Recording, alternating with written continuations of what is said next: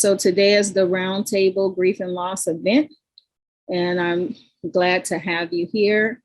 And we're going to have our discussion around grief and loss, and I'm going to present the wheel in a cultural perspective, especially in terms of how African Americans, through the work that I've done, experience grief and loss. And we're just going to have a discussion from your perspective and your work that you do. So if everybody could just introduce themselves, say who you are, say where you are and what you do, and then we can move on from there. Who wants to go first? You have to unmute yourself. Thanks, Diana. Hi. I'm sorry, I'm on lunch. I was eating my lunch. That's what you're supposed to do. Bring your brown bag with you. I'm so sorry, but my name is Diana Forte. I'm currently a student at Arizona State University online for MSW, Master's in Social Work.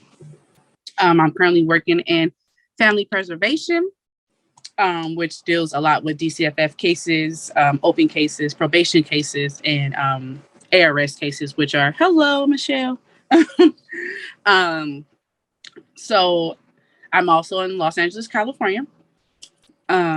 This topic is actually a great topic for me to sit on because I just had 2 deaths in my in-laws who passed away in the family. And I have also, I believe, family members who are struggling with the grief of death and loss. And I'm not sure, Miss Felicia, but did I answer all the questions? Yes. Okay. In terms of who you are, where you are, and what you do. But I'm glad you're here. I hope you, get something out of it, and hopefully we can get into some good discussions around it and what we can do to learn from it. Mm-hmm. All right, Dr. Beaver. Okay, now that I'm unmuted, I'm Dr. Ronald Beavers. My specialty has been trauma PTSD for the last 30 years. I retired from the Department of Veterans Affairs, working with Vietnam combat veterans, OIF, World War II, Korean, and civilian population. I retired from the VA, 15 years ago, and I'm here at the Positive Imagery Foundation, where I'm over also the umbrella of the Veteran Service Outreach Program. I still do that. And we deal with death and dying, grief, loss. I've been doing it, and I hate to say it's not my norm, but it's my reality. And this is what I deal with constantly. And, my discipline, clinical psychology. I'm retired, supposed to be anyway. So I'm here now, and whatever service I can lend, that's what I can do. Well, I'm glad you all are here. I hope the people who have an internet trouble can jump back on. But anyway, there we go. We have some more people joining us. Let's have Miss Sheila Marchbanks come in. Hi. We were just introducing ourselves and saying who we are, where we are from, and what we do. So you came in just in time. Unmute yourself when your microphone, unmute yourself. I'm all excited. I'm like, fine, wonderful. So tell us who you are, where you're from, what you do, and why you're here for the Grief and Loss Roundtable. Okay. Good afternoon, good people. Good to see you. My name is Sheila Marchbanks, and I am here because my mentee has put together a wonderful program, and I did not want to miss it. And I think in this life, we all deal with, on this side of eternity, grief and loss. And to learn new tools to how to handle it, how to minister to other people that may be in the midst of it, to get tools is very, very, very important. I am I'm a lot of different things. I would prefer Felicia to say, because I don't know where to begin. She can give you a little clip on me. Yes, like she said, she is my mentor. She does a plethora of things. She is the leader of the Loma Linda Sickle Cell Adult and Family Support Group that we hold on every second Thursday of the month. She is a mother, a wife. She has I don't know how many grandchildren, 6 or 7 now. 6.5. Six and a half grandchildren. She used to work, I get it mixed up, Arrowhead or Aerospace. Aerospace. Yeah. Aerospace. Yes. And she's a wonderful mentor, and I'm glad she's here with us today. Thank you. Thank you. All right. So, yeah, like I said, I'll just introduce myself again. Like I said, I'm Felicia Hunt. I am a certified sex coach. My name of my business is Sex Coach, Sex Coaching, and Sex Education Services. I've been dealing with a lot of grief and loss with my clients. And so with the pandemic, with Ukraine, with police brutality, all the things that we have experienced over the years, I figured, everybody is going through some sort of grief and loss, whether it's physical, mental, spiritual, whatever. We all go through it. So I wanted to have this discussion to find out, what does grief and loss teach us? Because grief and loss is definitely for the living.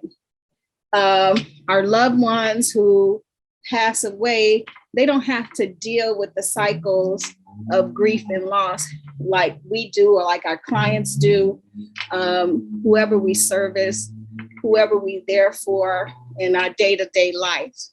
So I was looking at how we can look at grief and loss as a teacher. And do any of you have any idea of what grief and loss can teach us moving forward? Because I believe that some people still don't grasp the concept that death is a part of life. And we still, as human beings, we struggle through it, which is a natural process. And I think sometimes because of maybe the way we were born, maybe because of oppression or suppression, it sometimes doesn't allow us to grieve as human beings as natural as possible. I think what I have experienced is that some people think that they might have to be strong and can't cry, and it's the cowardly thing for men, and to be in your emotions. And that's just not true as a human being, because it is a natural part of life and your body is going to react to it. And so I was just wondering, in that capacity, what do you all feel in terms of grief and loss in the process? How does it make you feel, and what have you experienced yourself and maybe working with your clients to go through this grief and loss process?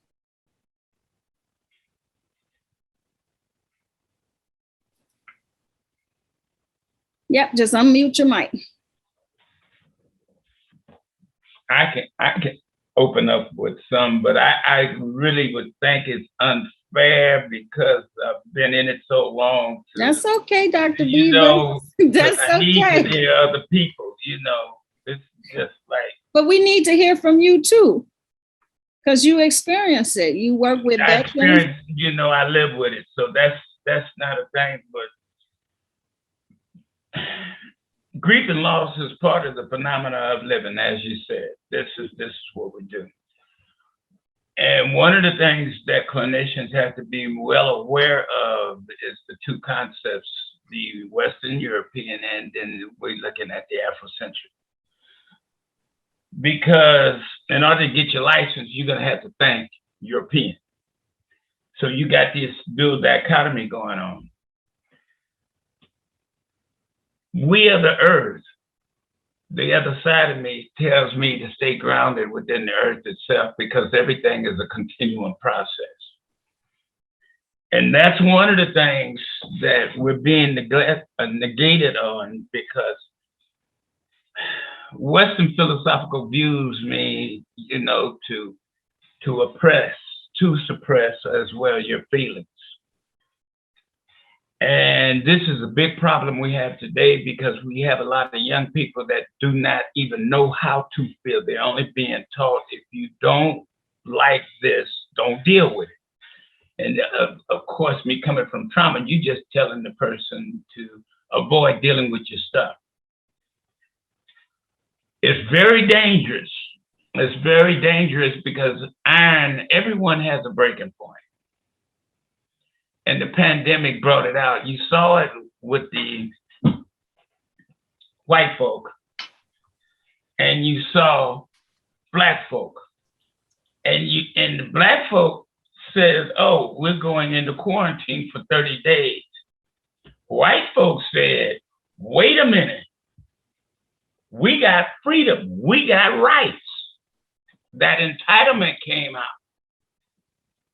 And once that entitlement came out, then you started really seeing what's going on. Black folks say, hell, if I gotta stand 30 days, let me get my food. Some folks said, let me get my weed. And turn along as I got my cable and stuff, I'm cool. And with that, there's no dealing with grief or loss. And we took on our normal persona by just saying, oh, well, so-and-so's dead. I've had several deaths, but I knew to keep in touch with them because very well I could back off of it. Let me just sum it up and say this. Grief and loss, when you go through the full process, is to make you a damn better person. There we go. Right there. To keep your humanism. And that's it. That's bottom damn line. Don't avoid it. Go through it, and you're supposed to come out more human. You're supposed to. Yes. You're supposed to. Exactly. But do you know what many of my clients don't even know that they're not even conscious that they're not allowing themselves to be human? Because the therapist, and I'm going to say this, the therapist tells them if that's too painful, don't deal with it. I don't. I says, The therapist. Yeah. the therapist. I know what I'm saying. I know what you said. Because the therapist has this ideology of, I need to keep you safe. And plus, the therapist might do some countertransference because you bring up their damn issue. It could happen in the space. You're right. And you might be telling the therapist their story. Could be. And they could be triggered. Because And this is a money thing. Yeah, as clinicians, we do have to be careful of that. You got to be very, very careful of it. Because somebody could tell your story.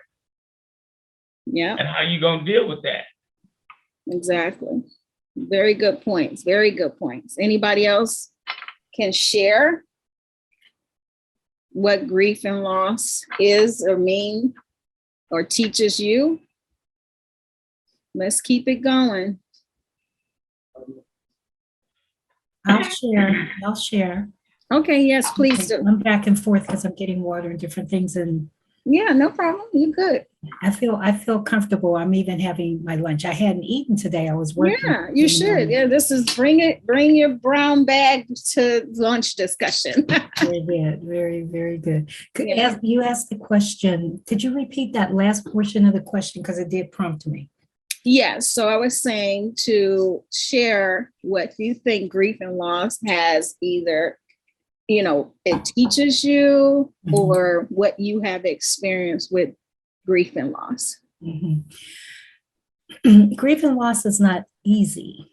I have found that with grief and loss, in coping with it, sometimes there's a shutdown and a denial. It's like it's almost too much to bear sometimes, the reality of the finality of that particular dispensation of a person's life. And that would be the side that I would say would be the shadow side. And if I were to look at the sunshine side of it, where positive growth comes out of it and strength comes out of it, is a gratefulness for life. Exactly. And, when one gets to a certain point, that the grief and the loss may not be as heavy, because it all depends on your audience. If I'm mourning the grief and loss of a dear family member, that's going to be typically at a certain level or measure. And then Felicia and I, we're part of the sickle cell community, and we have an extraordinary high level. It's an abnormal level of people that we experience transitioning young, like before 50. It's unreal. And so learning to, right, Felicia? Yeah. Just coping with that is not easy, but the Lord equips us. It's like you get equipped to help minister to the people that are still living, and to help infuse in them that this time that we have on this side of eternity is a gift. And even with one living through struggles of life, struggles of all the issues of life, to try to find a way. I see that Dr. B has a note here in the comments, positive imagery, that if we can help individuals, ourselves, of course. And I think when it relates to grief, we deal with more grief helping other people because it's an exponential number. Our own grief is a unit of one. But if we're serving people and we're dealing with them with grief, that number's multiplied. We're encountering it in a multiplicity of numbers. And so helping people get to that place where they can start invoking some positive imagery, where they can start invoking the memories that loved one or that dear one in their lives. And therefore they take that strength and then they move forward, and then they're more powerful, they're more significant, and they're more effective in helping others. That's a short and brief statement on grief. Awesome. That's wonderful. I mean, taking that exactly, what you said, that's the ultimate goal. And that's part of the grieving process, to get to that acceptance. And we will talk about that more later. All right, Miss Diana, you have something to share? Yes, sorry. If it looks like I'm looking this way, it's because my bigger screen is on this side. So I'll turn when I'm talking. Yeah, no problem. I just want to let everybody know that you and I work for Village Mindful Wellness Center, and we give counseling to people on donation base.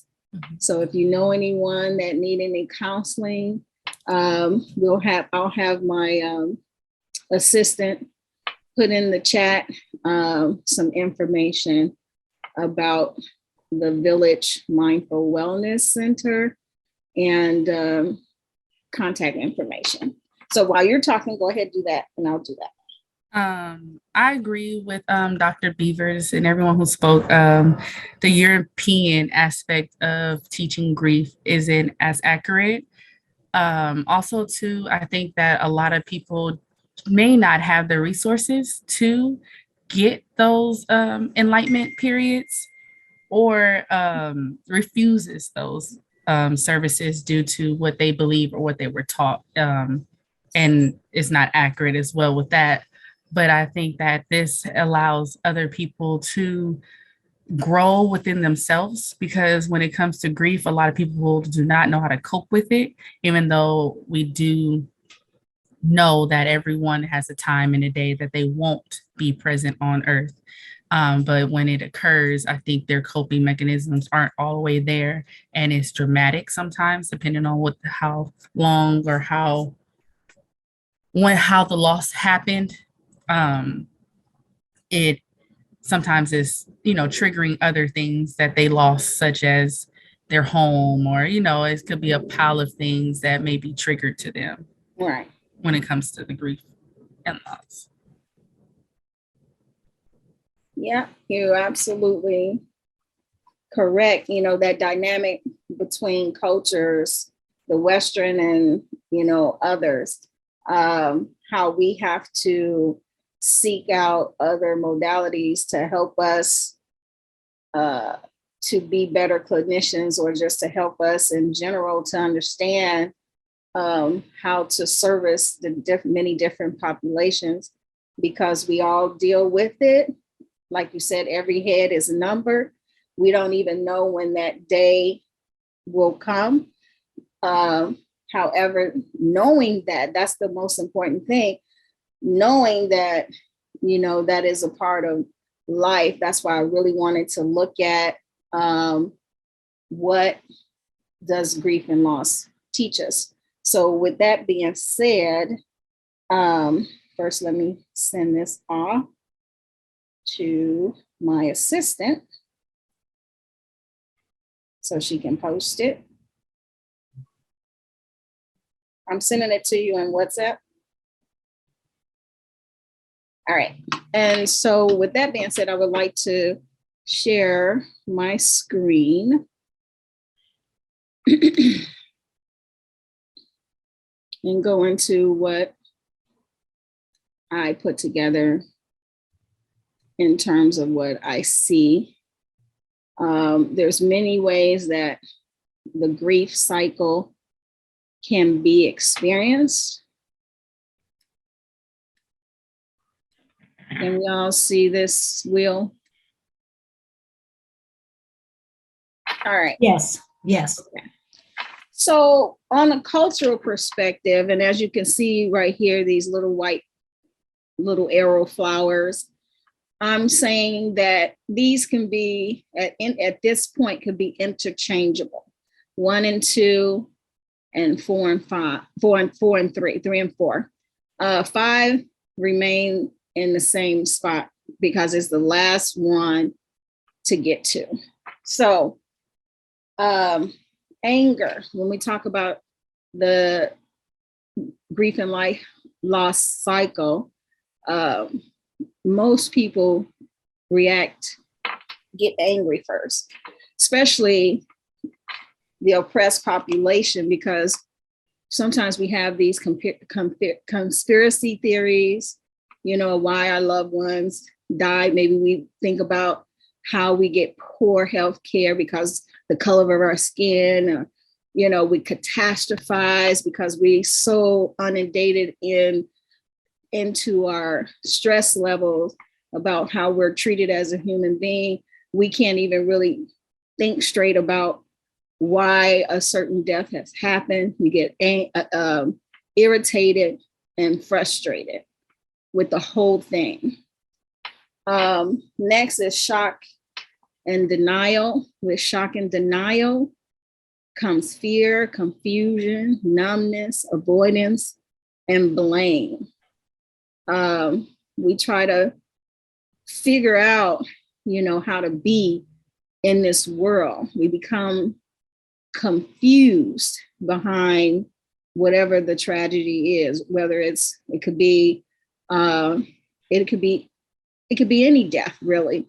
I think oppressed people just have this burden on them that doesn't allow them to think clearly about the grief and loss process. And so that's where the fear and the confusion and the numbness and avoidance and blame come from. As we move on to 3, it talks about the dialogue and the bargaining, because now at this particular stage, you're having this conversation within yourself to really try to understand what has happened. And you begging and you pleading with the higher power. You're finding others, like you really want to talk about it. You want to share your story, because you're really trying to find your place and your space around what's going on.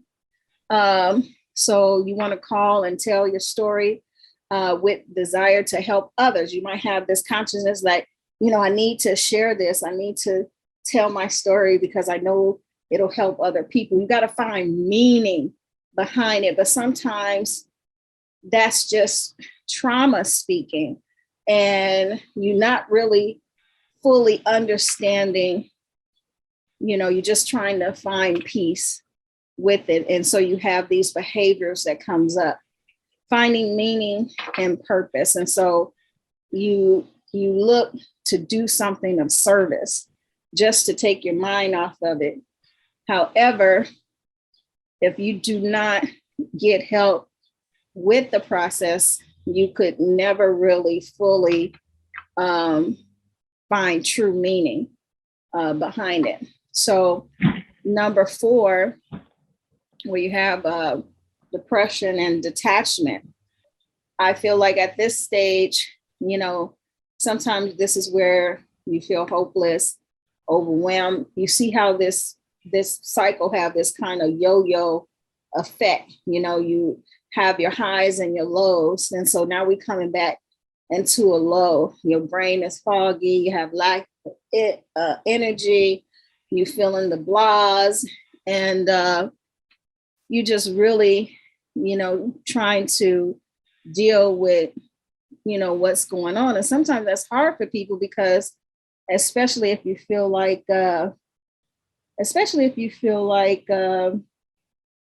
you need to keep going, you got to push on, you don't give up. And then your body is trying to tell you, no, you need to slow down. You need to feel what you're feeling. You need to allow yourself to process. You need to be aware that you are overwhelmed. It's okay to have a foggy brain. It's okay to have lack of energy, because it's all a part of it. And this is where you should begin to really do some self-care around that and allow yourself to go through these processes, because they could switch at any time. You can go from depression and detachment back to anger, shock all over again, having this dialogue with yourself, trying to bargain, why not me, or why me, or why them, and trying to figure it out. Like, at any given time, this cycle can rotate. And then finally, the last part of it is acceptance. You find a way back, find loving memories, like Sheila Marsh Banks mentioned, finding the joy, discovering a new way to live at peace, because you're going to always have the person within your heart and mind. And although you come to an acceptance, there's going to be days, months, years, whatever, you're going to feel it again at any given time. But at that point, like Dr. Beaver says, like, it's supposed to teach you to be a better person. It's like you go through all these cycles because these cycles is confronting you as a human being. How are you in your body, and how are you when you interact with others? Because sometimes when we go through these cycles, sometimes we're in that dialogue state. Well, I didn't get a chance to talk to him, or I didn't do this, and we're shaming ourselves, we're guilting ourselves. And so in that, what does death teach you? It should teach you to be a better person. And that's a choice. Everyone has the opportunity to be a better person. Everyone has the opportunity to choose, who they're going to serve, who and how they're going to be in this world, So I think grief and loss is a teacher in the way that it helps us to be a better human being.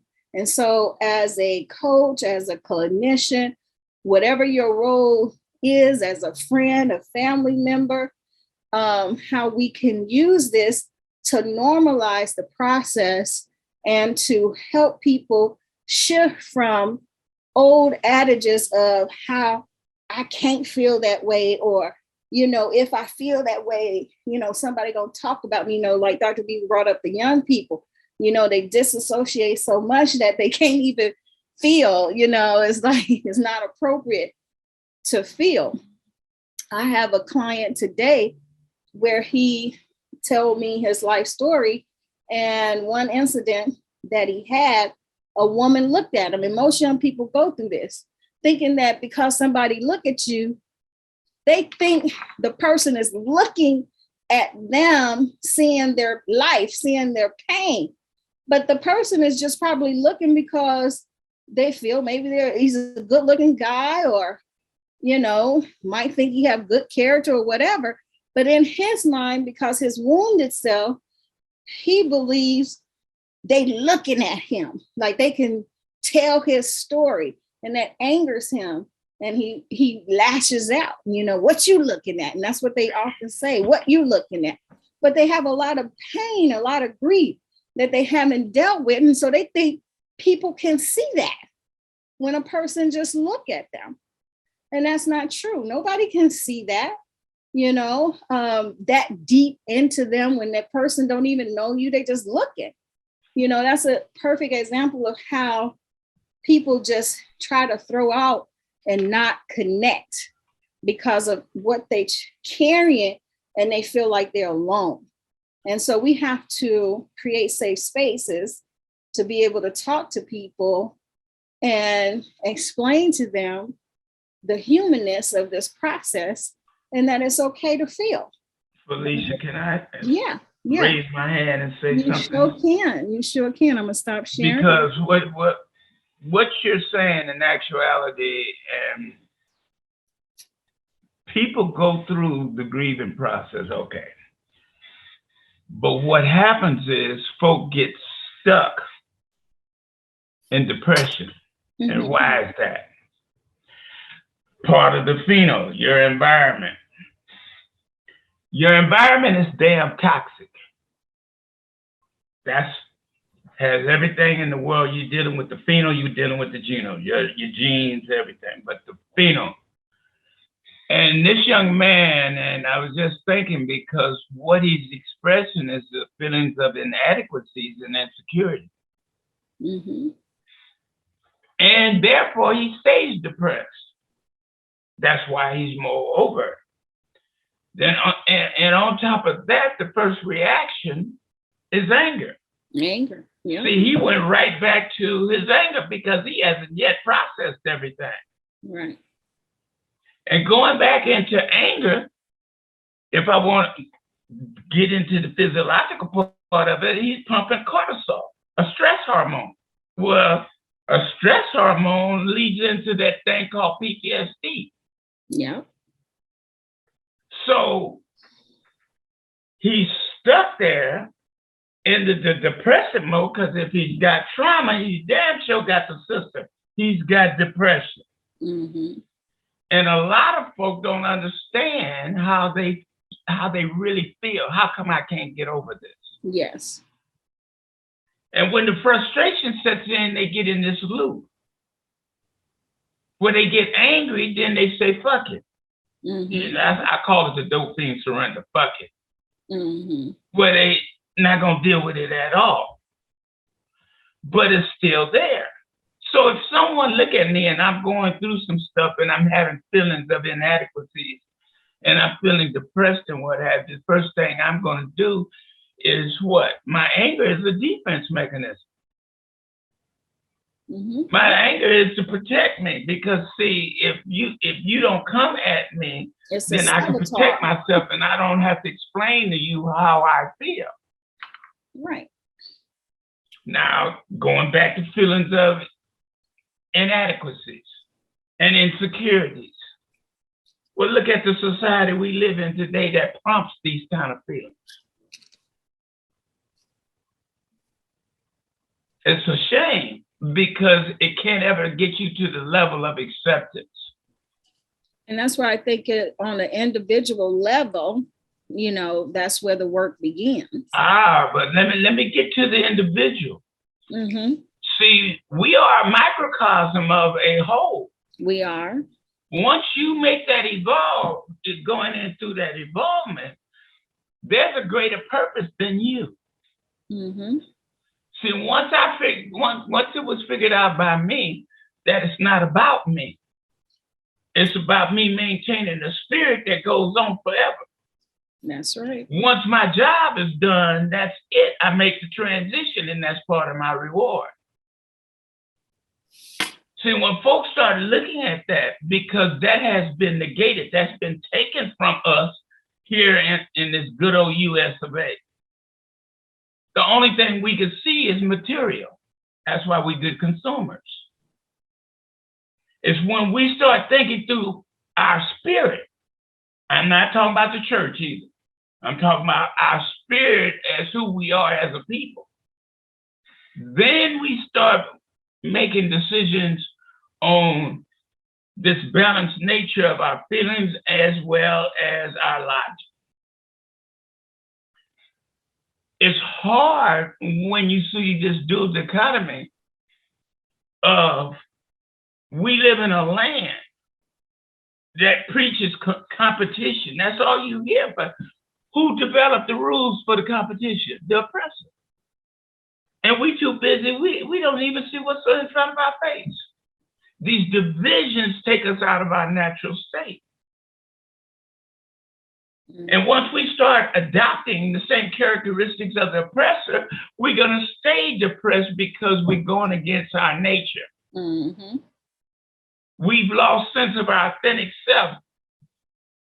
Just quickly, I really like the story, and this is about the Japanese, that the owner of Sony, back after World War II, he was thinking about making Sony not for him, but for his people after they bombed Hiroshima. Mm-hmm. And so he founded Sony. Sony, I remember back in the day, it was transition radios and what have you. But now Sony is an electronic powerhouse. Okay. Because he thought of it for his people, not just him. He said, if I do this, not only is it going to work for me, but it's going to work for my people. And that's that spirit that lifts us up. Correct.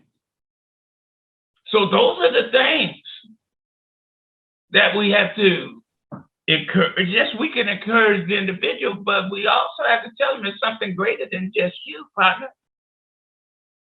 Because what I deal in, it's very easy for me to slip. If I say something like using a personal pronoun, man, I sure do feel I've already set the tone to go into depression.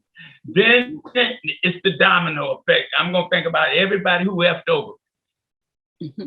And then I'm going to get in that loop again. Then I'm going to think about Mary Jane, Sally Joe, John Henry. I'm going to think about everybody that done messed over me ever since I can remember. Hell, I'm 75 years old. I can't hold up all that kind of crap. But there are people that do, and they're miserable as hell. Very good. So that's what I wanted to inject on that, is that we got to move folk to the point in grief and loss that there's something greater than you. Yes. Because you weren't just born because mom and daddy got together. Somebody had to get a green light. Yeah, inside themselves, they got to, we got to get them to realize there's more to their story. Yeah, they're worthy. They have worthiness. They're valuable. Yeah, because if you don't, they're stuck on what can I do? You can't do jack shit. However, collectively, we can do a lot. Yeah, but it first take that consciousness or getting them to the point to realize that there are other shoulders you can lean on. You do have support, and you don't have to think, and you don't have enemies. Break those boundaries of trust, because 9 times out of 10, you're feeling a betrayal day in, day out. Day in and day out. And that not allowing yourself to drop down to just being the very basic of what a human is. And so often I run into that it really floors me when my client be like, just be a human being. I just never thought of that. Like, I'm not allowing myself just to be a human being, and it's like, Why are you so hard on yourself? Where did that come from? Let's unpack that. Let's deal with that. Well, What is let that? me give you one of them things that they say, one of them, not kudos, but one of them punchlines, we dress to impress. Now, what does that say? What kind of message is that sending out? Dress to impress. Fake it till you make it. Fake it till you make it.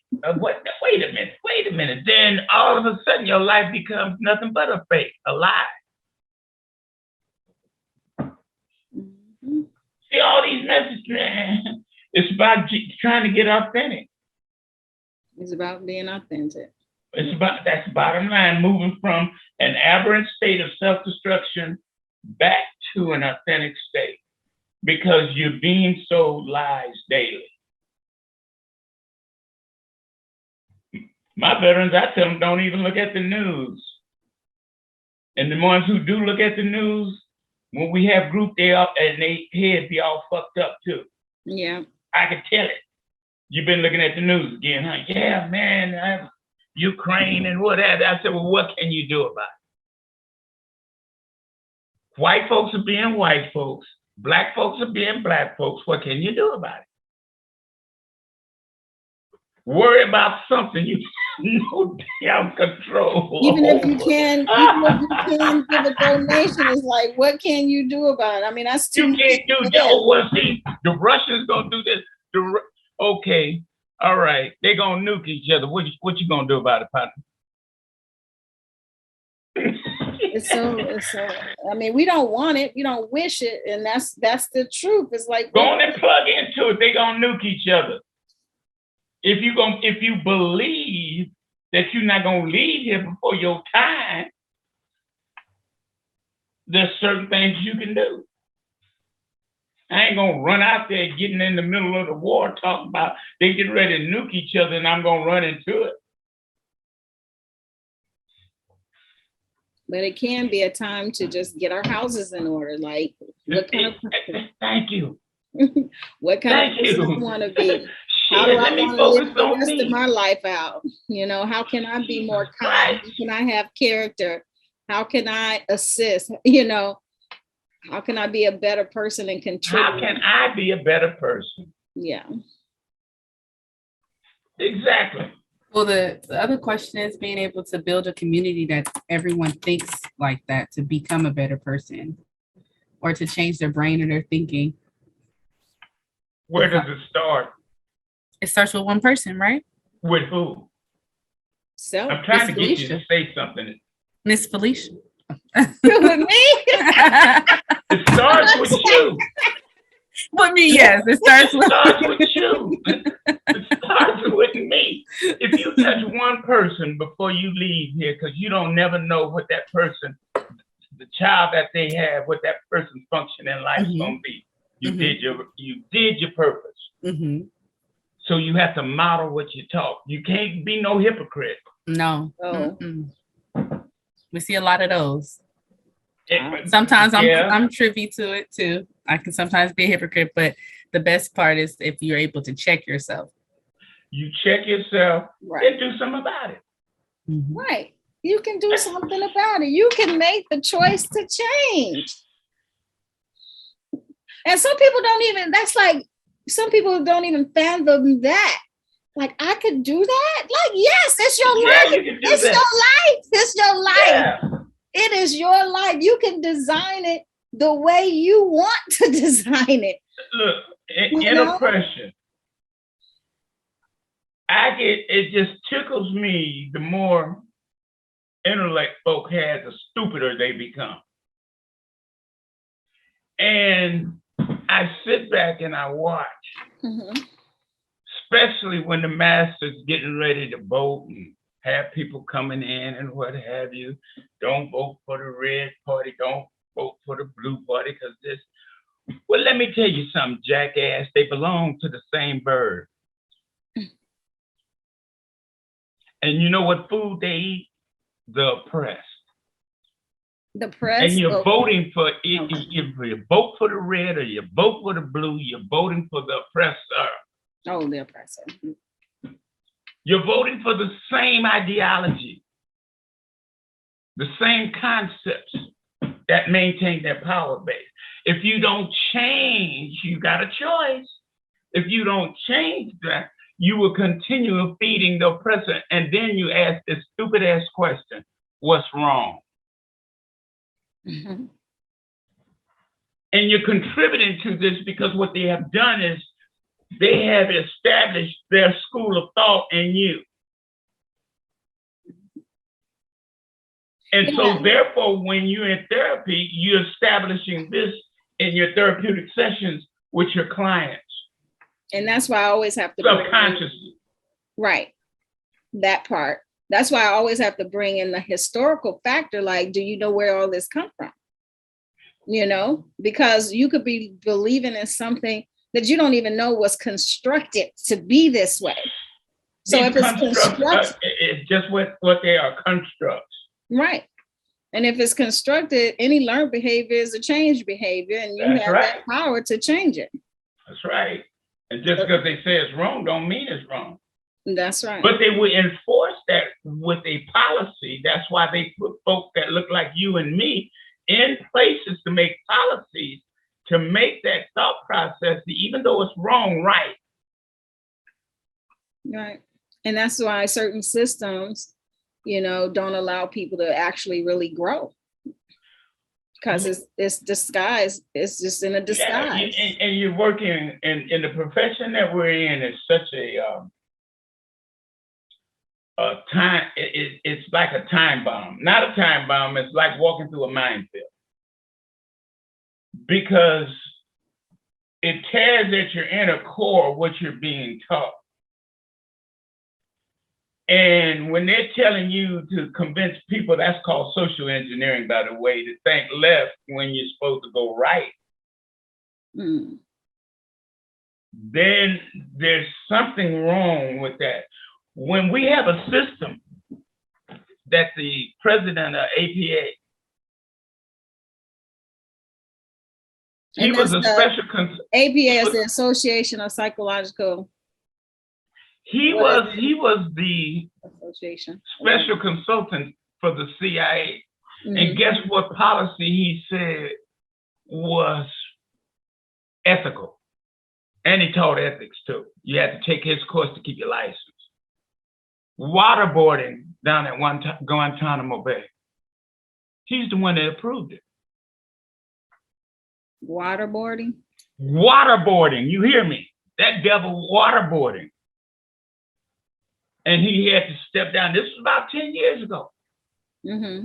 At that point, I said, that's it. This is that ain't nothing but, directly or indirectly, this is the devil. That's it, bam. I got to do something for my people. And I had to figure out a way how to do that. Because who was really suffering was me.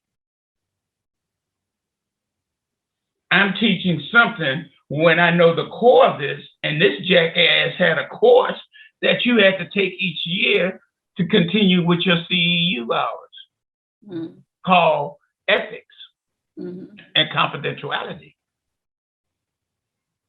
Now, I'm a bit, I'm off the east side, born and raised here. I'm old hood. I can't do it. That means I either stand for like Miss Mobley. You either stand for something or you're gonna fall for it. Mm-hmm. And I choose to stand for what is right because that's my purpose now. If you don't have to do it. Right. I'm gonna do it. Well, that's good. That's good to know because, that's what this whole discussion is about. Like, what does it teach us? How do we use it? How does it become of service? How can we help others to understand that, this is a human phenomenon and that you have to allow yourself to go through the process. You don't have nothing to be ashamed of while going through the process of grief and loss, and accept it for what it is and how it shows up, how it makes you look. You have to feel good in the skin that you're in to allow yourself. So we have to do that work to make sure are they even connected to their bodies, you know? To And understand. that is so true. Yeah. You know, we have to make sure that people are grounded and into their bodies. And just sometimes just by taking deep breaths, you know, doing some breath work really allows people to see how they carry their breath. Some people do the shallow breathing, you know, just to be able to take in a deep breath and breathe, because, you know, whatever's going on in the life is not allowing people just to really breathe. That's right. You know, so, you know, if there's any more comments from other people, we can take those comments. And, you know, I just really want to say thank you guys for showing up, because this has been a wonderful dialogue. I got a lot out of it. I'm glad that, you know, you are aware and conscious of how to be with your clients or your families and, you know, humanize the cycle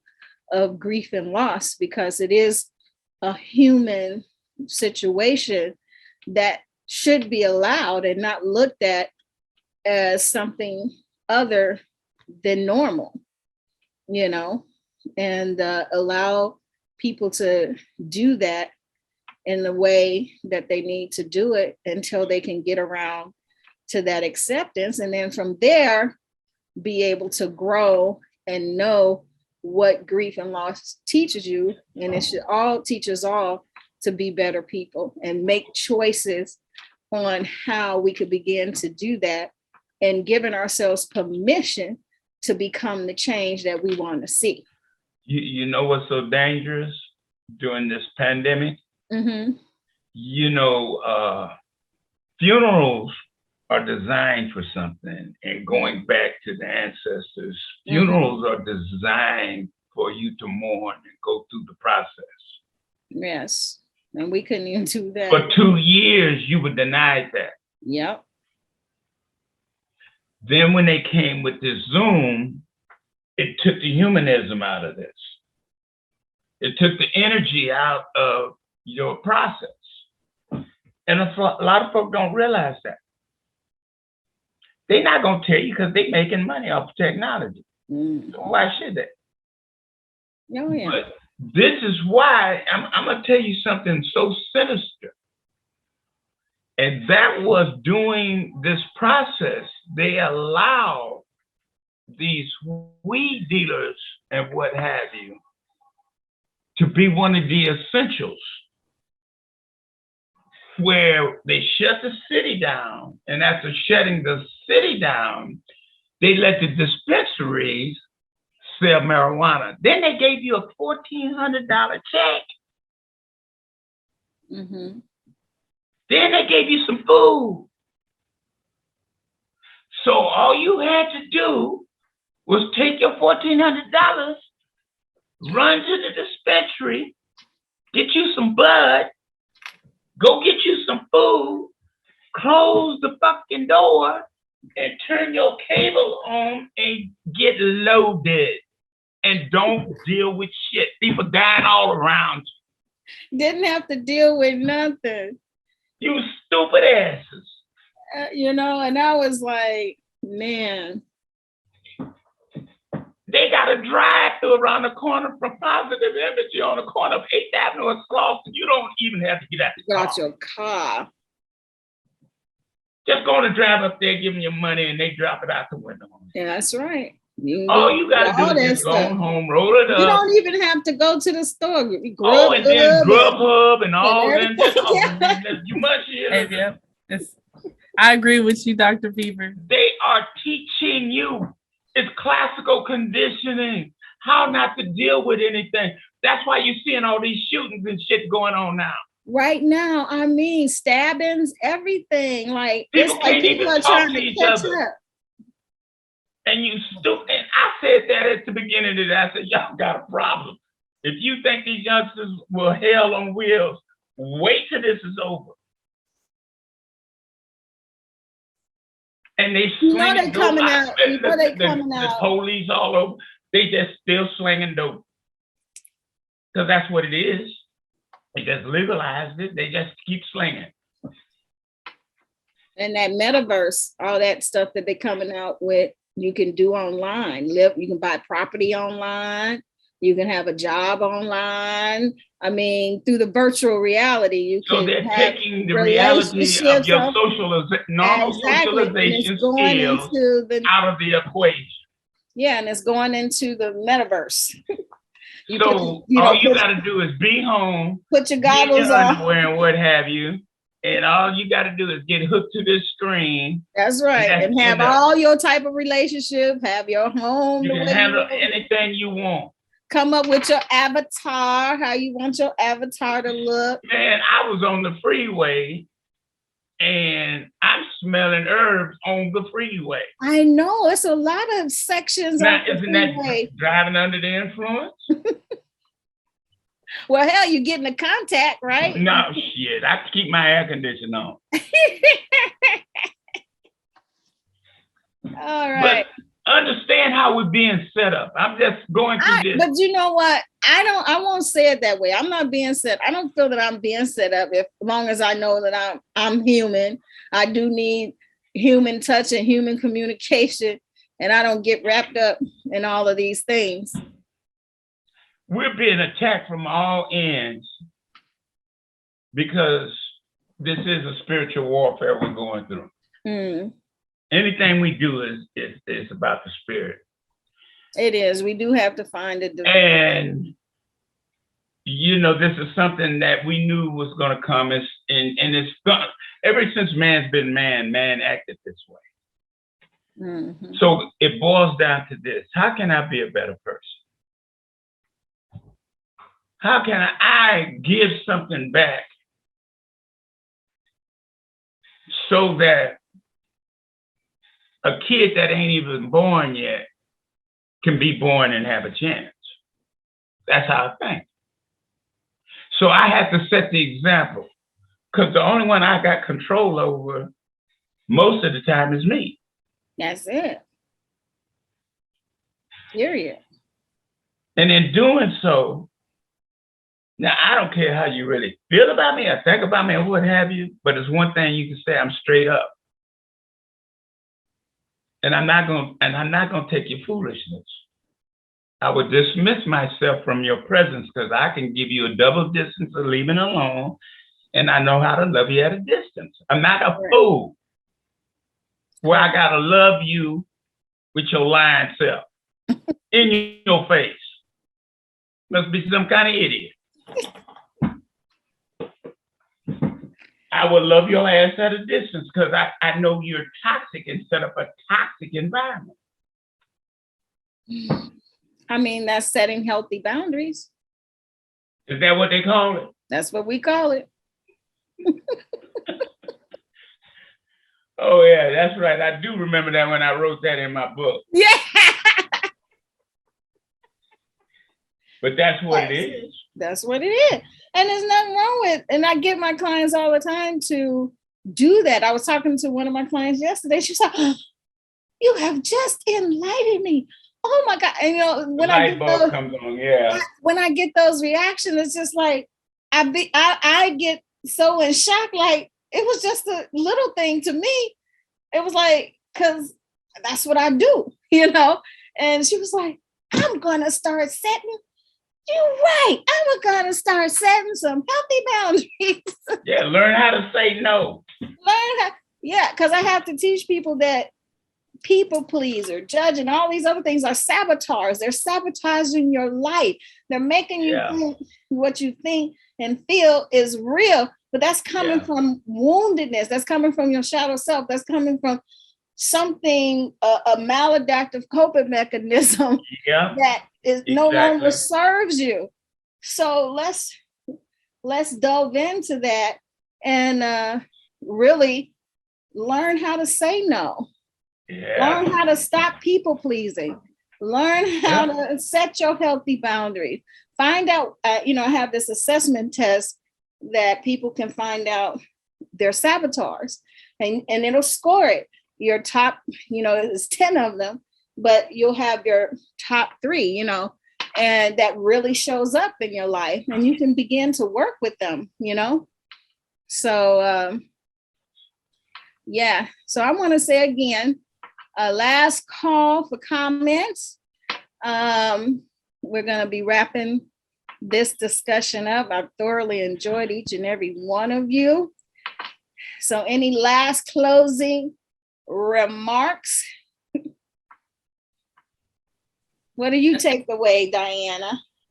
I take away the appreciation of being able to speak vocally. So thank you, Miss Felicia. I do and I love the enlightenment, Dr. Beavers, and the no foolery aspect of it. I do empathize with people who are not knowledgeable about what's going on in the world, and like Miss Dr. Beaver said about being structured to where they're teaching us I should say the new generation. I think the new generation is going to be more affected by it, to not touch, because I had COVID and I had to stay in a room and not be touched for 14 days. And with that 14 days, I can only imagine for those elderly individuals who stayed home and couldn't be around anybody else, their grandchildren couldn't come around, certain things, or even at the hospital, and you don't have family support that comes in to say, I'm making sure the doctors are doing what they're supposed to do. So those things, and people grieving from that, because even in that's a grief and loss, but you got to quarantine yourself. Mm-hmm. You got to grieve that moment, that period of I got to stick this out by myself. Mm-hmm. It can either break someone or make someone sometimes, or right in the middle. That's right. So it's coping with it and knowing how to say, okay, this is temporary. And most people don't realize any service that you're providing, even if it's mental health services, or it's temporary, is to help you get off your feet, not to keep you or structure you to always have it, if that makes sense. Because at one point you're going to have to learn how to do it on your own. I feel you on that one. So, but a lot of people don't know that, and don't know there's termination. So that's because this world teaches us how to be damn dependent on it, which they are the offenders.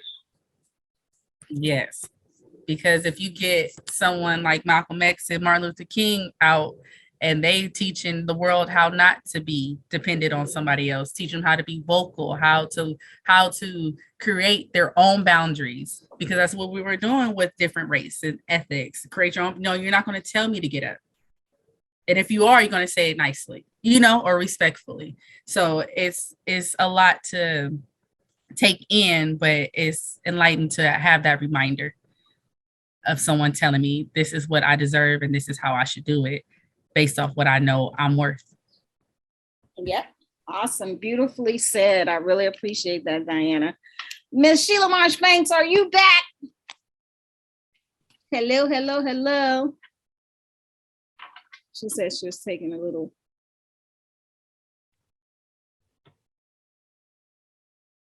Okie dokie. Any closing remarks, Dr. Beavers? No, I just continue doing what you're doing and expanding your horizons, man, because this is a growing experience until you leave this planet. I appreciate that. And that's the way it is. Only God knows it all. So we're supposed to contribute just our part, which we agreed when we were born, this is what we're going to do. That's our part. That's our part. No one else's part. That's right. That's your part. Yes, and I will carry that torch. Thank you. I will continue doing this work. Very appreciated every one of you for showing up. This has been the Grief and Loss Roundtable discussion, and with that, it is over.